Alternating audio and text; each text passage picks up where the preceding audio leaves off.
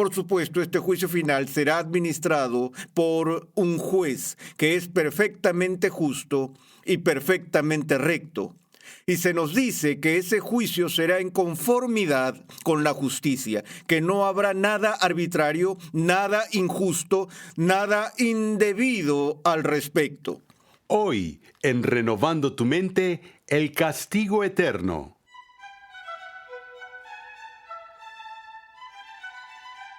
La doctrina del infierno es una enseñanza poco popular hoy día, pero eso no cambia el hecho de que sigue siendo una enseñanza bíblica. Hoy llegamos al episodio número 59 en la serie de enseñanza Fundamentos, un panorama general de la teología sistemática.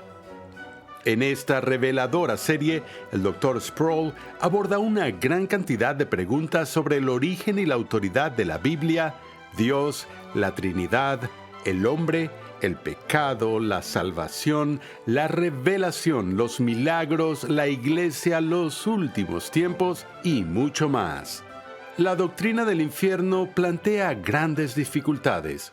Sin embargo, nosotros servimos a un Dios santo, y sus justas exigencias no permitirán que el pecado quede impune. Pasemos una vez más al salón de clases a escuchar al Dr. Sproul mientras defiende la doctrina del infierno como un castigo justo por el pecado, un castigo que todos merecemos aparte de Cristo.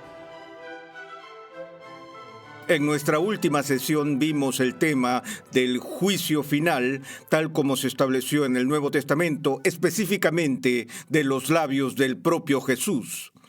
Y nos dimos cuenta de que en ese juicio final no se trataría simplemente de una evaluación casual de las personas, obtener sus calificaciones al final del semestre, sino que ese juicio final se realizará en el contexto de un tribunal celestial, donde el juez de toda la tierra tomará en cuenta todo lo que una persona ha hecho. Y al final de ese juicio habrá un veredicto. Y el veredicto será el de culpable o inocente, en virtud de estar cubierto por la justicia de Cristo. Y para aquellos que pertenecen a Cristo habrá recompensa, pero para los que no, el veredicto será un veredicto de castigo. Ahora, por supuesto, este juicio final será administrado por un juez que es perfectamente justo y perfectamente recto. Y se nos dice que ese juicio será en conformidad con la justicia, que no habrá nada arbitrario, nada injusto, nada indebido al respecto. De hecho, eso es lo que más me asusta. Es que si nos enfrentamos a un juicio según la justicia y si tenemos que presentarnos ante Dios de acuerdo a su nivel de justicia, estamos en serios problemas. Es por eso que digo que cada persona enfrentará el juicio de Dios. Bien lo afronta sobre la base de tus obras o de lo contrario lo afronta sobre la base de la obra de Cristo. Y escucho a la gente decirme con frecuencia, si Jesús es importante para ti, excelente, pero yo no necesito a Jesús. Y quiero decirle a esa persona, si has cometido un pecado en toda tu vida, una ofensa contra la santidad de Dios, entonces no hay nada en esta tierra que necesites más desesperadamente que Cristo. Porque si no tienes a Cristo, no tienes esperanza, porque sin Cristo tendrás que estar delante de un Dios santo por ti mismo, por tu cuenta. Y tal como David preguntó hace siglos, Señor, si tú tuvieras en cuenta las iniquidades, ¿quién podría permanecer? Es una pregunta retórica cuya respuesta es obviamente negativa. ¿Quién permanecería? Nadie podría. Pero la mala noticia es que el Señor sí toma en cuenta las iniquidades. Y la persona bendecida es aquella a la que el Señor no imputa la culpa que realmente tiene. De eso se trata el Evangelio. Ahora, dado que el juicio será perfectamente justo, una de las cosas que las Escrituras dejan claro es que este juicio se llevará a cabo de acuerdo con la revelación que tengamos.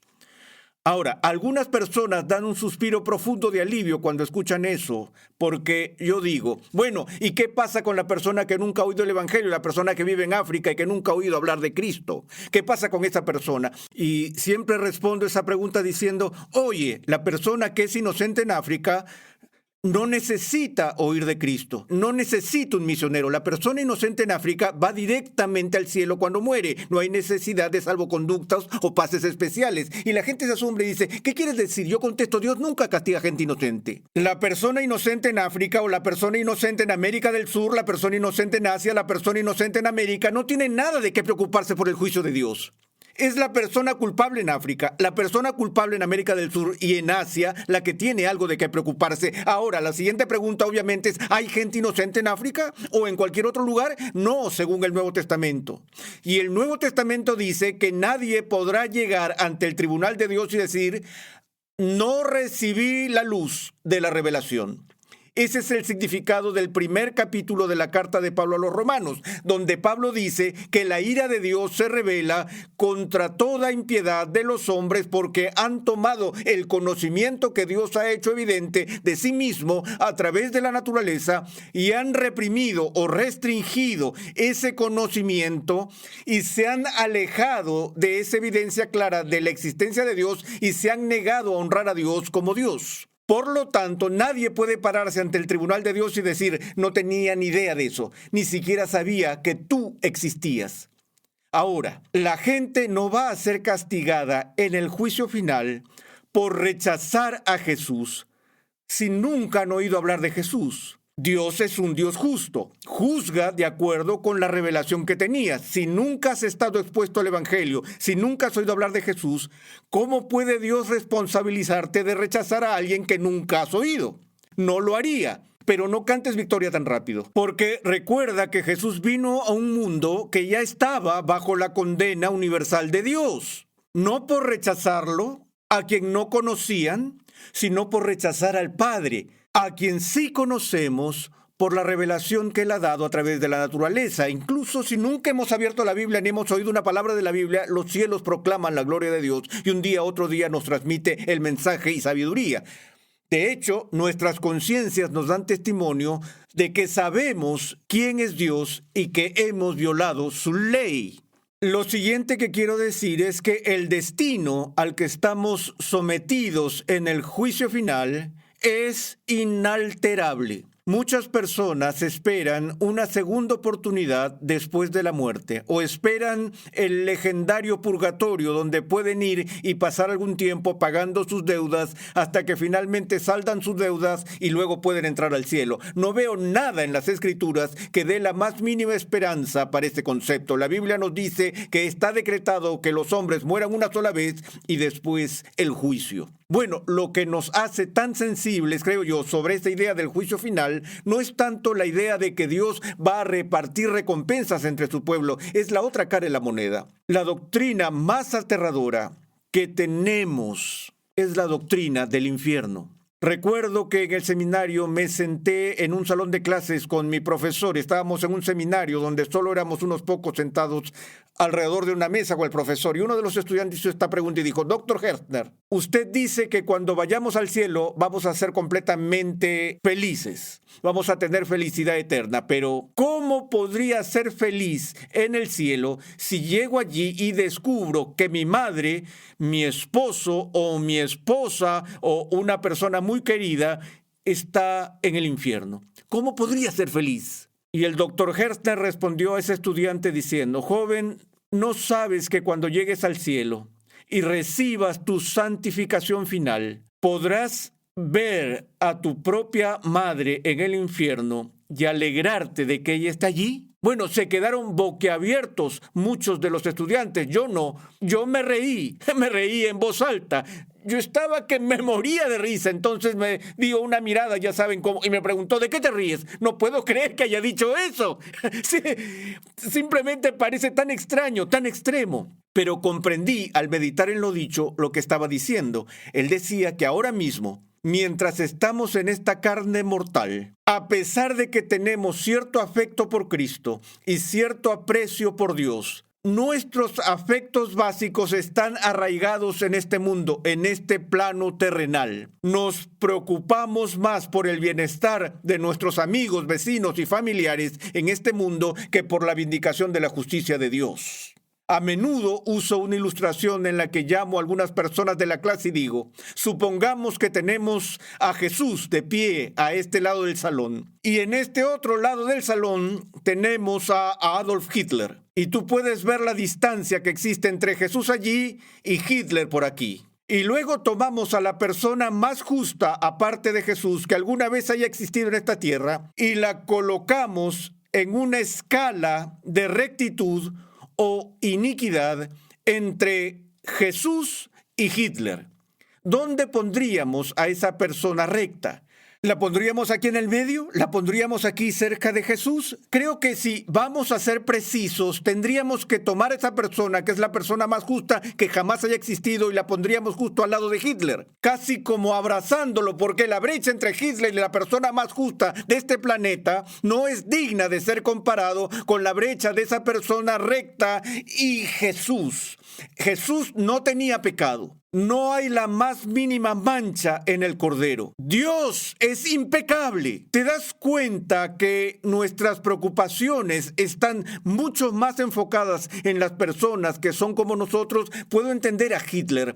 Es Jesús quien desconcierta mi imaginación en términos de su justicia perfecta. Y por lo tanto, lo más difícil para nosotros es considerar que Dios realmente, en la ejecución de su justicia, enviaría a alguien al infierno. Ahora, creo que el infierno es muy terrible de contemplar, incluso para las personas más consagradas de este mundo, que no lo creeríamos en absoluto, excepto que casi todo lo que sabemos sobre el infierno en el Nuevo Testamento proviene directamente de los labios de Jesús. Este Jesús que es visto como príncipe de paz, bendito Jesús, manso y humilde, este es el que habló con tanta frecuencia, tan ferviente y tan apasionadamente sobre la realidad del infierno. Y si no es porque viene del Señor mismo, no creo que seríamos capaces de aceptarlo. E incluso aún viniendo de sus labios,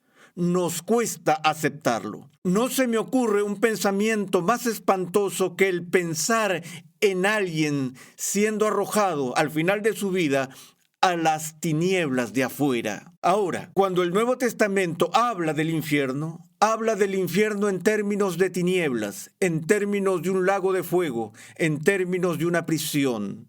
Permítanme leer un pasaje del libro del Apocalipsis, el capítulo 20, versículo 9, y subieron sobre la anchura de la tierra, rodearon el campamento de los santos y la ciudad amada, pero descendió fuego del cielo y los devoró, y el diablo que los engañaba fue arrojado al lago de fuego y azufre, donde también están la bestia y el falso profeta, y serán atormentados día y noche por los siglos de los siglos. Y vi un gran trono blanco y al que estaba sentado en él, de cuya presencia huyeron la tierra y el cielo, y no se halló lugar para ellos. Y vi a los muertos, grandes y pequeños, de pie delante del trono, y los libros fueron abiertos. Y otro libro fue abierto, que es el libro de la vida. Y los muertos fueron juzgados por lo que estaba escrito en los libros, según sus obras. Y el mar entregó los muertos que estaban en él, y la muerte y el Hades entregaron a los muertos que estaban en ellos, y fueron juzgados cada uno según sus obras. Y la muerte y el Hades fueron arrojados al lago de fuego. Esta es la muerte segunda, y el que no se encontraba inscrito en el libro de la vida fue arrojado al lago de fuego. Ahora, la gente lee ese lenguaje altamente imaginativo del libro de Apocalipsis y se me acercan y preguntan: Arsi, ¿crees que el infierno es literalmente un lago de fuego? Y le respondo diciendo: probablemente no, tal vez, pero lo dudo. Y de nuevo, este gran asombro y el suspiro de alivio, porque no soporto la idea de que alguien sea arrojado a un lago que está ardiendo siempre, que el gusano no muere, el fuego no se apaga. ¡Qué horrible! Y yo digo, permítanme decir esto, que si el infierno no es un lago de fuego, sea lo que fuere, y quien sea que esté allí, daría todo lo que tiene y haría todo lo posible para estar en un lago de fuego. ¿Por qué creen que nuestro Señor, cuando describe la realidad del infierno, utiliza los símbolos más aterradores que un lenguaje pueda tener. De nuevo, un símbolo siempre es superado en intensidad por la realidad a la que apunta. Y por lo tanto, no me consuela la idea de que el lenguaje sobre el infierno en el Nuevo Testamento es simbólico, si es que en realidad lo es. Si es simbólico, entonces la realidad debe ser peor que los símbolos. Y entonces la gente me dice algo como esto: ¿qué crees que es el infierno? ¿La separación de Dios? Yo contesto, sí, el infierno es la separación de Dios en cierto sentido, pero no en un sentido absoluto. Y la gente de nuevo se consuela en esto. Ellos dicen, bueno, todo el infierno es separación de Dios, y la mayoría de las personas que están separadas de Dios nunca quisieron estar cerca de Él de todos modos, así que no es gran cosa pensar en que la gente se vaya a un lugar donde están separados de Dios. Por un lado, no se me ocurre nada peor que estar totalmente separado de la presencia de Dios. Porque estar totalmente separado de la presencia de Dios sería estar desamparado de todo beneficio que procede de Él. A veces oigo decir a la gente, la guerra es un infierno. O dicen, mi vida es un infierno en la tierra. Pero eso es una hipérbole, porque por terrible que sea la guerra, no es digna de ser comparada con el infierno. Y cualquiera que sea la persona en este momento que estoy hablando, que está en el estado más abismal de sufrimiento en este planeta, esa persona, la que más sufre en este momento, aún así disfruta de algunos beneficios de la gracia común de Dios Todopoderoso, beneficios que serían eliminados por completo si estuviera en el infierno. Porque ahí no hay beneficios de Dios. Bueno, ¿y qué acerca de este tema sobre estar separados de Dios? No, eso significa separación de la gracia de Dios, separación del cuidado de Dios, separación del amor de Dios, separación de la benevolencia de Dios, pero no separación de Dios. El mayor problema que tiene la persona en el infierno no es el diablo, es Dios. Dios está en el infierno, castigando activamente a los malvados. Es decir, de nuevo, el pecador en el infierno haría todo lo que pudiera, daría todo lo que tiene para sacar a Dios del infierno. Porque el terror que los hombres enfrentan en el juicio es Dios mismo. Les he dicho que hace unos años hablé en una convención para representantes de librerías cristianas sobre el significado de la salvación. Y temía que iba a insultar la inteligencia de estas personas porque hice esta pregunta en el sermón. La Biblia dice que estamos salvados y pregunté, ¿salvados de qué? Y la respuesta a esa pregunta es que la salvación significa ser salvados de Dios, de estar expuestos a su temible ira y a su castigo. Y la gente nunca había oído de eso, nunca habían pensado en eso, no podía creerlo, pero entonces yo respondí, bueno, ¿de qué creen que somos salvados? Y la única cosa que podría ser, la mayor calamidad que podría caer sobre cualquiera sería caer en manos de Dios viviente y estar expuestos a su ira. Pero somos salvos, nos dice el apóstol, de la ira que está por venir. Somos salvados de su juicio, somos salvos de su ira. Ahora, cuando vemos el Nuevo Testamento y lo que enseña respecto al infierno, otro principio sobre el infierno que veo que a menudo la gente lo pasa por alto es que existen grados de castigo. Tal como en el juicio final habrá grados de recompensa que serán entregados a la gente en el cielo. Alguien dijo una vez que la copa de todos estará llena en el cielo, pero no todo el mundo va a tener el mismo tamaño de copa. Y de nuevo, la gente se sorprende y dice, oh, pensé que uno solo iba al cielo o al infierno, ¿no? ¿Cuál es la diferencia? Yo respondo, bueno, en el cielo Jesús habla con frecuencia de aquellos cuya recompensa será grande, a diferencia de aquellos que lo lograrán a duras penas y con mucho esfuerzo. Y luego, en el infierno, el apóstol nos dice, cuando llama a la gente para que se arrepienta de su iniquidad en este mundo, que la gente tiene una tendencia a pensar, bueno, se han pecado una vez y eso es suficiente para enviarlos al infierno para siempre, y eso es cierto, entonces no importa si siguen pecando, si tienen múltiples ofensas. Me refiero a nuestro sistema judicial y a nuestro sistema de justicia penal. Si alguien es un asesino múltiple, esa persona puede ser condenada a 5, 6 o 7 cadenas perpetuas consecutivas. Y nos reímos reímos de eso porque decimos, ¿cuántas vidas necesita para eso? Solo tiene una vida, ¿cómo puede ser condenado a 6 o 7 cadenas perpetuas? Bueno, lo que la ley está tratando de hacer ahí es decir que cada cargo es una ofensa separada, culpable de un castigo separado, y ese principio se aplica eternamente. Puede que no seamos capaces de castigar a los criminales 7 veces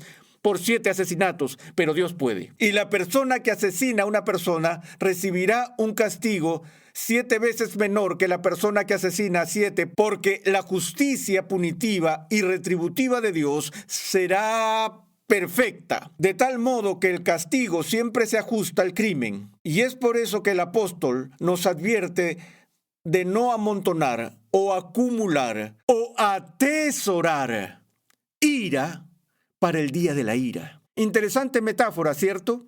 Porque Jesús nos llama a acumular tesoros en el cielo. Y Pablo dice, por el contrario, la gente, si no están acumulando tesoros en el cielo, están acumulando algo más en el infierno. Están acumulando, están aumentando el grado de juicio que recibirán. Finalmente, en el tiempo que nos resta, una de las cosas que me ha sorprendido mucho en mi vida es el resurgimiento dentro de los círculos evangélicos de una doctrina que siempre ha sido considerada herética dentro de los confines universales del cristianismo. Y me refiero a la doctrina conocida como el aniquilacionismo, que dice que en el juicio final lo que sucede es que los creyentes son levantados de entre los muertos y reciben esta recompensa y viven para siempre en la presencia de Dios, pero que los malvados son aniquilados. Es decir, dejan de existir. Y ese es su castigo, la pérdida de sus vidas, la pérdida del beneficio de vivir. Simplemente son aniquilados, entran en un estado de nada, en el que dejan de estar conscientes. Cuando históricamente la comunidad cristiana siempre ha creído que la Biblia tiene claro que el castigo del infierno es consciente interminable. Y de nuevo, la misericordia que el pecador en el infierno anhelaría es ser aniquilado, dejar de existir, porque cualquier cosa sería mejor que estar a diario frente al castigo de Dios. Ahora, hay una parte de mí, en mi corazón, que realmente espera que los aniquilacionistas, tan herejes como son, tengan razón, porque simplemente no me gusta creer que alguien va a ser castigado para siempre, indefinidamente. Parece tan difícil de entender, y otra vez la gente se opone a eso y dice, ¿cómo puede haber un castigo infinito para una persona finita? Y la respuesta, por supuesto, es porque esa persona finita ha hecho una ofensa infinita, ya que ha ofendido a un ser infinitamente bueno en Dios. Bueno, en el análisis final, no sé cuáles serán los detalles de cómo será el infierno. Francamente, no quiero saber cuáles son los detalles. Pero si voy a tomar en serio a Jesús y al testimonio apostólico, necesito tomarme muy en serio el infierno, mucho más de lo acostumbrado, porque me temo que si realmente lo creo y si realmente tú lo crees, cambiaría no solo la forma en que vivimos, sino la forma en que trabajamos en términos de la misión de la iglesia.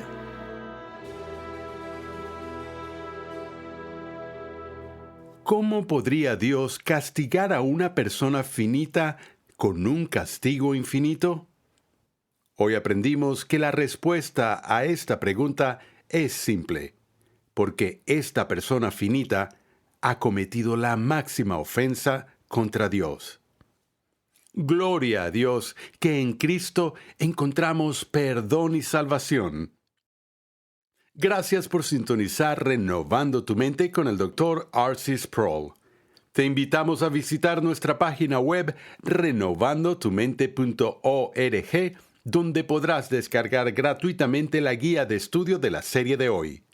Allí, además, encontrarás nuestro archivo de episodios pasados, artículos y contenido multimedia y muchos recursos más que producimos con la finalidad de cumplir con nuestra misión de proclamar, enseñar y defender la santidad de Dios en toda su plenitud a tantas personas como sea posible. Hay muchas cosas sobre el cielo que no nos han sido reveladas.